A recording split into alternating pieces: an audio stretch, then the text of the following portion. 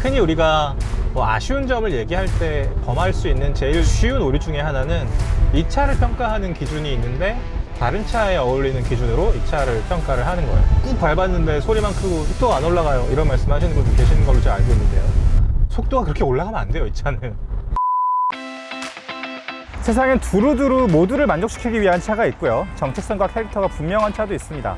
후자의 경우는 뭐 여러 가지 오해에 시달리게 마련인데요, 그건 어쩔 수 없는, 어떻게 보면 이런 차들의 운명이라고 할 수 있겠죠.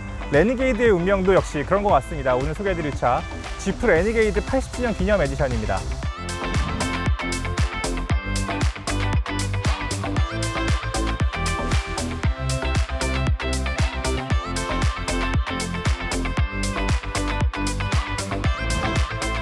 지프라는 브랜드의 정체성, 그 다음에 레니게이드라는 자동차 정체성을 같이 말씀드릴 필요가 있습니다. 일단 지프는 SUV의 유구한 역사를 가진 모델이죠. 펌로에서는 누구에게도 지지 않는 브랜드입니다, 여러분.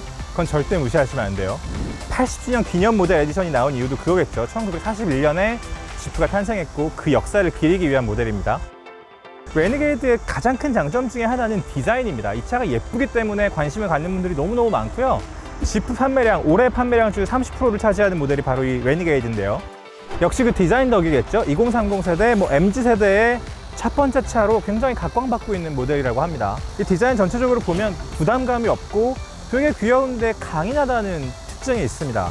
보닛도 보면은요, 보통 보닛의 힘, 엔진의 힘을 강조하기 위해서는 여기 사선으로 하거나 파워돔이라고 하죠. 약간 도톰하게 부풀리는 방식들을 많이 취하는데, 지프 레니게이드 같은 경우는 되게 정직하게 선 처리를 했어요. 그 지프 엠블럼 있고 이 7개의 라디에이터 그릴도 지프의 정체성을 드러내는 아주 공통된 요소라고 할 수 있죠. 이 동그란 헤드램프도 마찬가지입니다.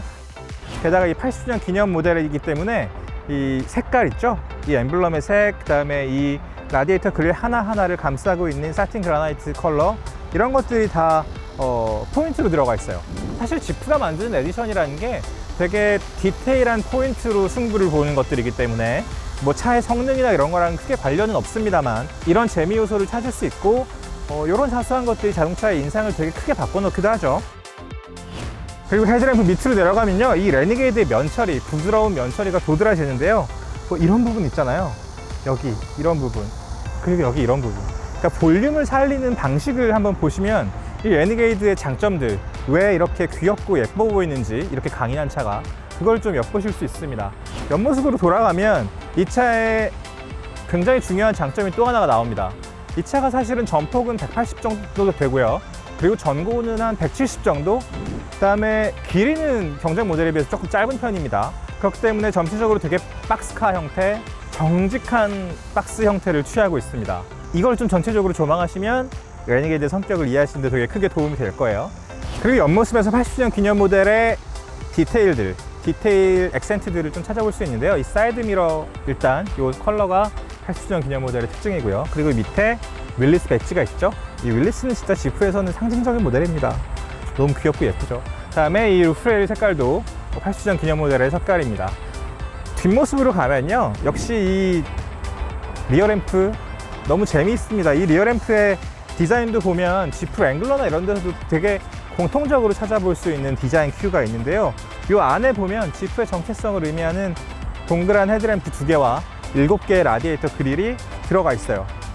이런 거 되게 재밌고요. 뒷면도 마찬가지입니다. 되게 부드럽고 둥근 면 처리 때문에 전체적으로 차가 되게 볼륨감 있어 보이고 좀 덩치가 있어 보이죠.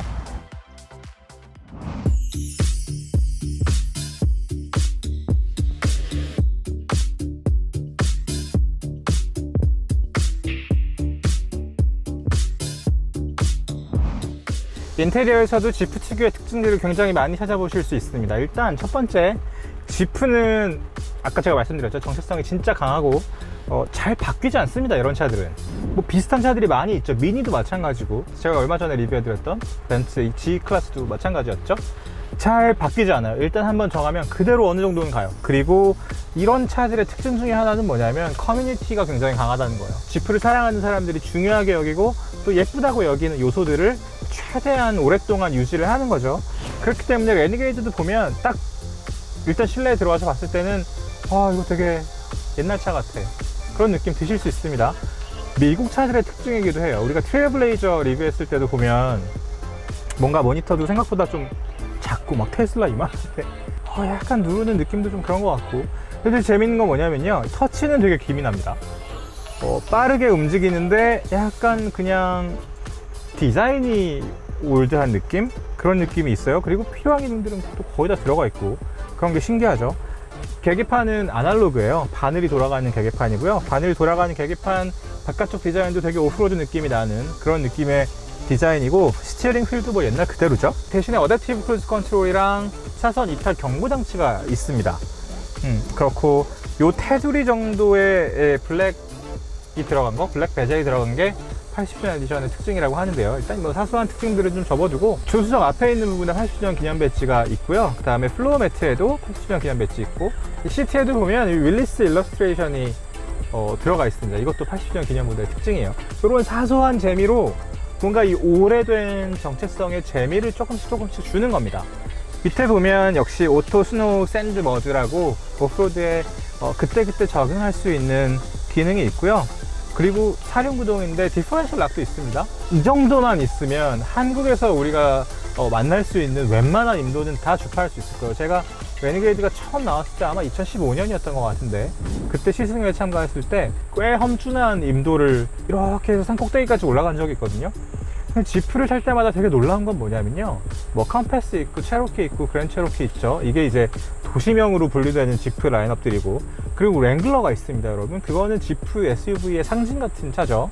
하지만 오프로드에서 우리가 어떤 상황에서의 성능 차이는 아마 있을 수 있을 거예요. 하지만 웬만한 상황에서는 제일 작은 차도 굉장히 훌륭하게 주파를 해낸다는 게 지프의 놀라움입니다. 그게 이 지프의 정체성을 유지하고 있는 핵심이에요. 레니게이드라는 이름이 변절자라고 하잖아요. 그것도 되게 재치있는 이름인데, 보통 자동차 이름을 지을 때 부정적인 뉘앙스가 있는 이름은 잘 아마 짓진 않아요. 근데 이 지프 같은 브랜드가 이 차에 레니게이드라는 이름을 붙여준 그 위트도 짚고 넘어갈 만합니다. 왜냐하면 도시명 SUV로 분류되는 그런 차들이랑 아마 경쟁을 하겠죠. 뭐 셀토스, XM3 뭐 이런 것들일 텐데요. 그런 차들이랑 같이 있으면 이 차는 변절자가 맞아요. 왜냐하면 이 차는 오프로더니까. 그렇다면 걸출한 오프로더들이랑 같이 있을 때 이 차의 정체성은 어떨까요? 거기 있어도 이 차는 오프로드인데 너무 귀여운 도시에 어울리는 디자인을 취하고 있기 때문에 역시 변절자라는 이름에 잘 어울리는 그런 차겠죠. 그런 점에서 이렇게 정확하고 재치있는 이름일 수가 없습니다. 그런 점이 마음에 들면 레니게이드를 뭐 좋아할 수밖에 없겠죠. 사실 이런 겁니다. 싫은 게 아무리 많아도 내가 꽂힌 거 하나만 있으면 그거는 뭐 선택의 기준이 될 수 있거든요. 레니게이드는 그런 차입니다.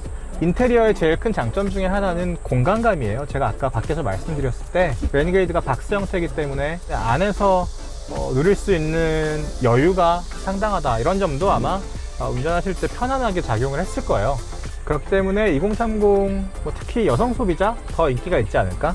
약간 높으면서도 시원하게 개방돼 있고 위에도 넓고요. 그리고 듬직한 느낌을 주니까요. 레니게이드 같은 차가 되게 재밌는 것 중에 하나는 뭐냐면요, 티볼리가 인기 있는 거랑 좀 비슷한 것 같은데 디자인 자체로 굉장한 인기를 끌었었거든요. 사실 티볼리도 뭐 흠을 잡자면 한없이 잡을 수 있는 차이긴 합니다만, 작은데 듬직하고 디자인이 예쁘고 귀엽고 내가 컨트롤하기에 부담이 없지만 나를 정말 충직하게 지켜줄 것 같은 느낌을 주는 그런 SUV들이 있습니다. 레니게이드도 그런 것 같아요. 인테리어에서도 그런 점이 굉장히 많이 느껴지고요. 뒷좌석도 조금 말씀드리고 싶은데, 뒷좌석은 착좌감이라고 하죠. 이 시트 자체의 착좌감은 푹신한 편입니다. 미국 차들의 특징이기도 하죠. 근데 각도는 조금 서 있어요. 그리고 공간이 볼륨감에 비해서 뒤는 조금 타이트한 느낌이 드실 수 있습니다. 그리고 아무리 봐도 저는 이런 게 참 마음에 들어요. 정말 정통 오프로더로서의 특징들은 조금 배제하고 있는 차들도 있거든요. 근데 지프는 절대 그렇지 않고 조수석에 이렇게 잡을 수 있는 바가 있다는 거, 그게 너무 마음에 들고, 이 윌리스 배지도요, 자세히 보시면 성적이에요. 미국 차라는 걸 정말 강렬하게 표현하고 있는 거죠. 그리고 운전석에서 저쪽 보면요, 이렇게 앞유리의 경사를 따라서 가파르게 경사를 올라가고 있는 윌리스가 보입니다. 이런 것들 역시 뭐 지프의 매력이라고 할 수 있겠죠.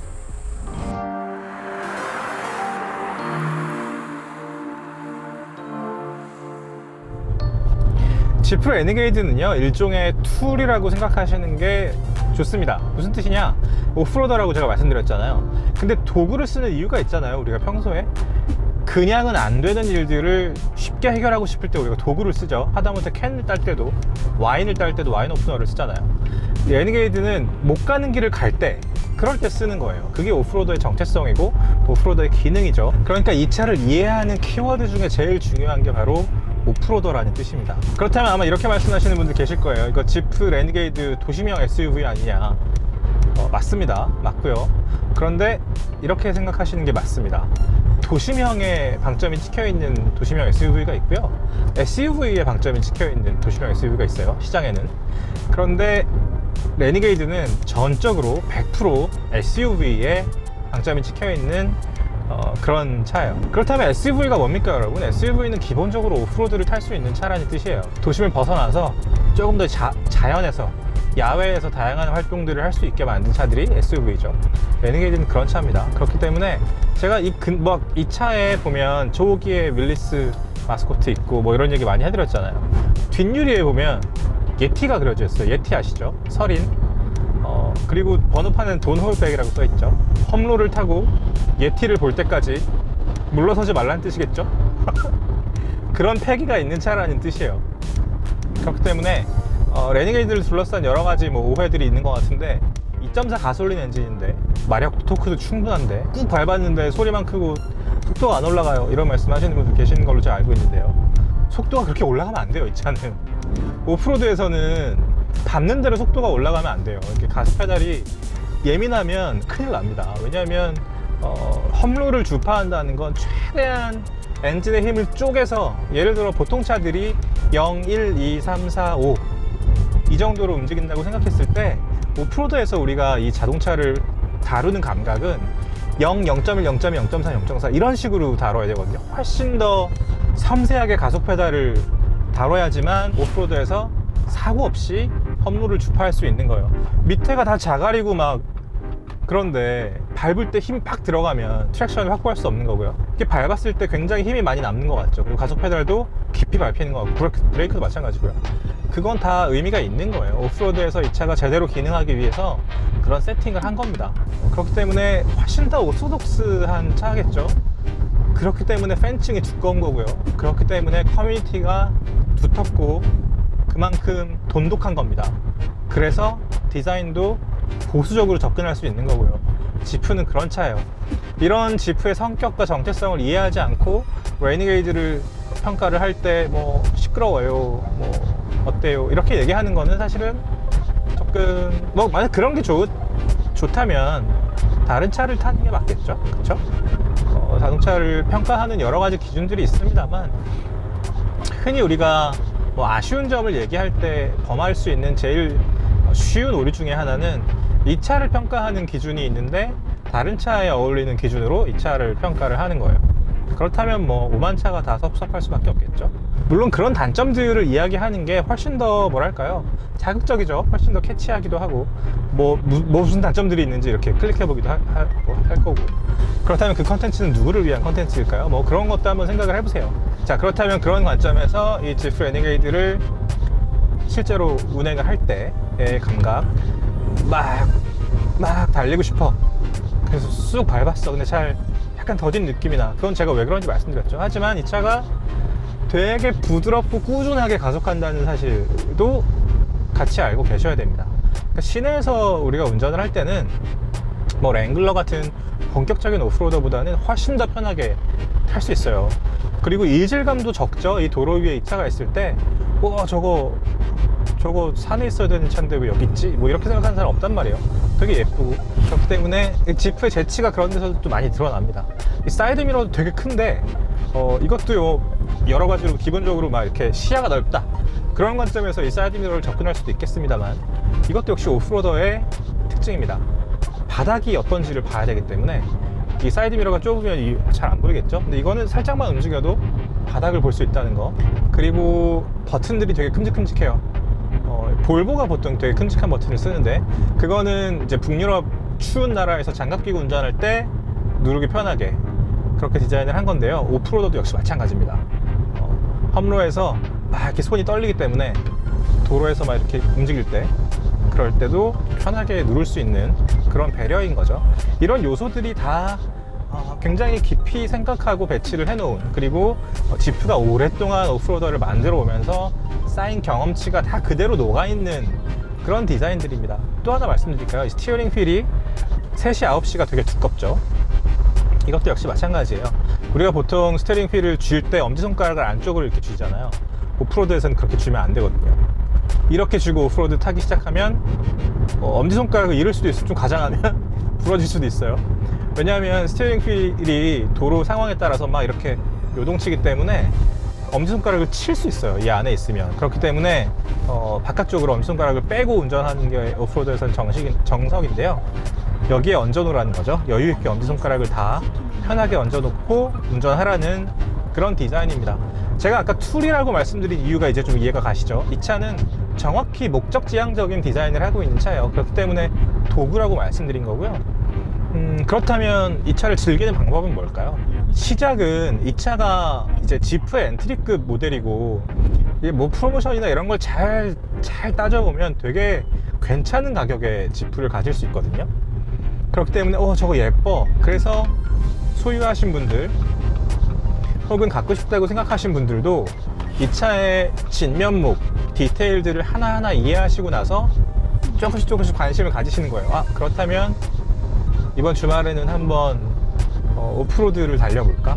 거창하게 생각하지 않으셔도 돼요. 제가 그때 쉐보레 콜로라도 타고 갔다 왔던 경만분교 오토캠핑장 있잖아요. 거기 되게 좋아요. 그렇게 어렵지 않아요. 거기는 그냥 우와 재밌네 이러고서 올라갈 수 있는 길이거든요. 물론 냇가도 몇 개 건너야 되지만 깊지 않기 때문에 그냥 평범한 날, 오늘은 어쩐지 자연에 파묻히고 싶어, 그런 기분이 들 때 서울에서 가까운 거 한번 가보세요. 그러면 이 레니게이드 진면목을 레니게이드의 실력을, 원래 가지고 있는 실력에 비해서 한 30% 정도는 즐기실 수 있습니다. 그 얘기는 무슨 얘기냐? 70%가 남아있다. 이 차 뒤에 왜 예티가 그려져 있는지 아시겠죠? 이 차를 왜 지프라고 하는지, 그리고 지프 엠블럼을 달고 이 차가 팔리고 있는 이유도 잘 아시겠죠? 지프 레니게이드는 그런 차입니다.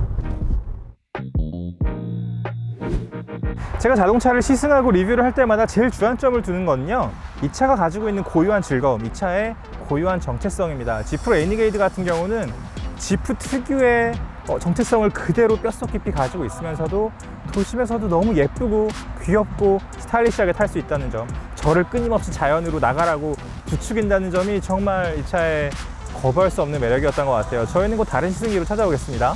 시간이 소중한 우리를 위한 취향 공동체, 저파크 정우성이었습니다. 구독과 좋아요, 댓글과 알림 설정 부탁드립니다. 감사합니다.